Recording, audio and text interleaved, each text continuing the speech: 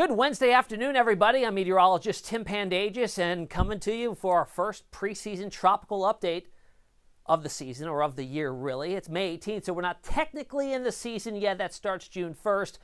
But really, for the last 7 seasons, we've had a named storm out in the Atlantic Basin in May, so semantics that it's not the actual season yet. Again, May 18th, 2022. What's the latest in the tropics?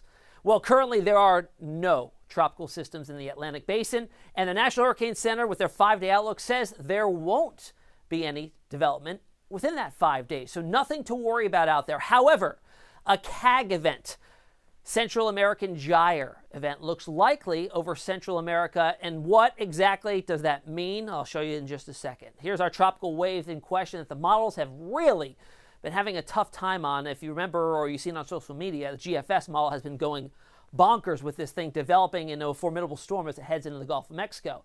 The good news, the update, is that it has come back down to reality and is now showing something kind of meandering over Central America, which increases the flood threat there, but looks to keep tropical development at a minimum. That's how it looks currently, but this is the wave we'll be watching there. All right, so what is a Central American gyre? Basically, it's a broad area of spin, and this provides increased lift in the atmosphere. We need that rising motion for tropical development.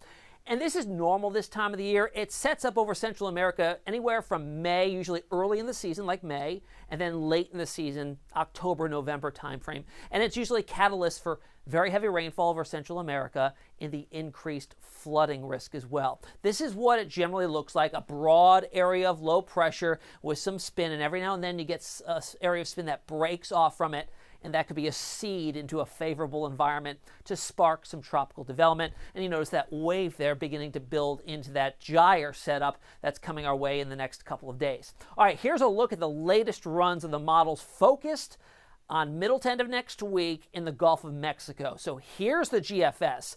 Yesterday, this looked way different. We had a very strong system sitting in the central parts of the Gulf of Mexico, just about to head into the Memorial Day weekend. It's not there anymore. That's good. It's backed off of storm development, kind of getting on board with what the Euro has been showing for quite some time now, and that's no development in the Gulf of Mexico as well. So we've got agreement in models, but what we also have is a long time for us to watch this and see how things evolve going forward. Now, the GFS zone of possible development has been here just off the Yucatan Peninsula. Yesterday, it was showing a closed low already in development. By the time we hit Memorial Day weekend, keep in mind that's still 9 days out from now, so a lot to watch here, but it was moving over the peninsula and then eventually into the Gulf of Mexico. No longer shows anything like that. Now, we have the European model that we're also looking at, and as we go out in time and kind of play it out for you, it takes that piece of energy, ejects it out into the Eastern Pacific. You can see that spin in the wind barbs there, and that would be the European's zone of possible development. Now, you may be asking yourself, well, what if it was to develop? GFS had development in the Atlantic Basin, the Caribbean, Gulf of Mexico, and then the European had it out in the Eastern Pacific. So it depends on which basin it's in. If it was to develop in the Eastern Pacific, it'd be called Agatha. That's the A name for the Pacific Basin.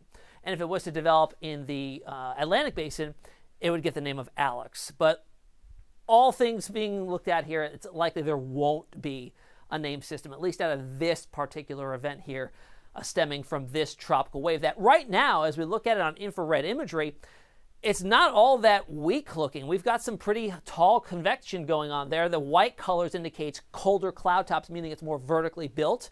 So some strong thunderstorms in there, and that wave as it's trying to build into that gyre setup. All right, the GFS and Euro, as you saw from the varying models, GFS yesterday was taking it more like in this direction here, going through the Yucatan Strait and eventually into the Gulf of Mexico, has suppressed it farther to the southwest over land. Land, of course, takes it away from its heat source, its fuel source, keeping it weaker. European kind of takes it mostly due west and develops it maybe out in the Eastern Pacific. Again, this will still change around because we've got a lot of time to watch it between now and then. Current conditions out in the Gulf of Mexico, this is water vapor imagery here, and this tells us the dry or the moist air, where it's located. A lot of dry air. The yellows and copper color is dry air. Low dew points in the mid-levels of the atmosphere. You need a moist profile for any tropical development out there, but notice on the bottom of your screen, much more moist environment here where we're having the beginning stages of that tropical wave. It's also very dry out in the Atlantic near the main development region. Typical this time of the year. Some of this is due to some Saharan dust that's been ejected off the African continent.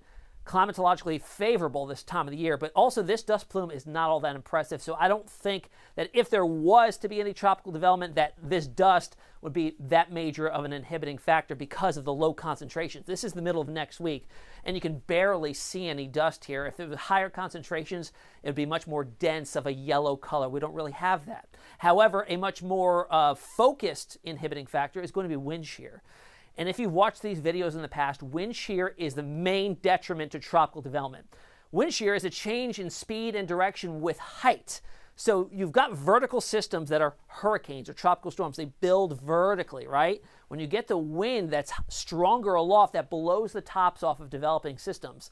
And we've got high wind shear forecast for way out into next week all across the area of potential development. So this should really put the kibosh on that. And you can see the illustration here of what wind shear does to hurricanes. A normal hurricane wind flow is from top to bottom, or from bottom to top, I should say, from that lifting motion, and then it spreads out aloft with that divergence. When you add in wind shear to the equation, you get the tops of those developing thunderstorms blown off, and they're not able to develop properly.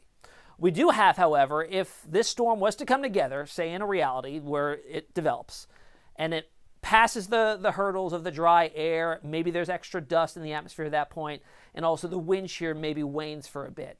It does have a very favorable setup for a lot of heat available for energy to use in these systems because of how warm the sea surface temperatures are already.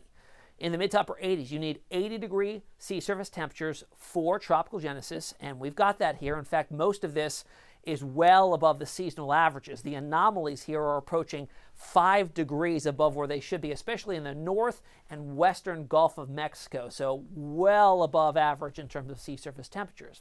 And if we were to get a named storm, I mean, this is not uncharted territory. In fact, we've had a named storm in May, preseason, the last 7 seasons. Last year was Anna. Again, the first name on the list this year is Alex. So we'll see if we get that. The last time we used Alex was back in 2016, and that developed to be a hurricane in actually January, which is odd. So this year it's back on the list, and that would be our first name.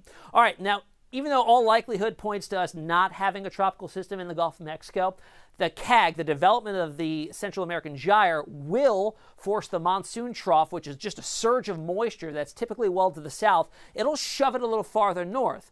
That will benefit a lot of folks on the Gulf Coast because of the ongoing drought conditions, and that will add increased rainfall chances, which we need. Look at the GFS model outputting all the way out to next Wednesday, showing several inches of rainfall, not only at the coast, but well inland into Texas.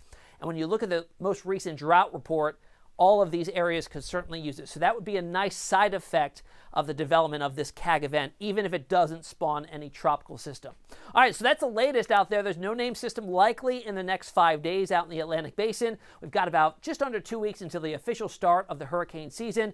You know the entire team here will have you updated on anything that develops. So until next time, you can find me on social media or on khou.com. And David Paul will be back later for another update if anything changes. We'll see you then.